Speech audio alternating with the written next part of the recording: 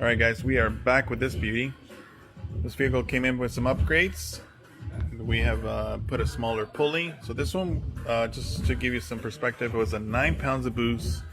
If I remember correctly, I read it did around 544, something like that, 543 all-wheel drive.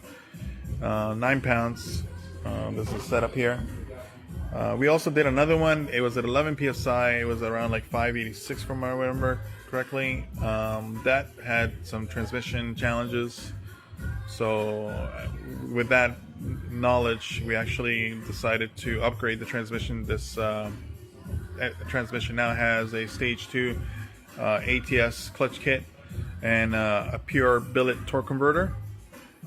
This way it will be able to handle way more power than a stock unit, way more stronger than an actual Hellcat transmission as well. So now it's about basically getting some boost up and staying within the parameters of the fueling for the fuel upgrade pump that was installed. The results were at 12 psi, 606 to the wheel. So 606 with 567. There's a dyno video obviously that you guys saw earlier. This way, this vehicle now shifts nice and smooth. It's really aggressive off the line. It's an amazing combo. It has room to grow a little bit more, but it's a great daily. You don't need any more than this, to be honest, guys. All-wheel drive, 600 to the wheel.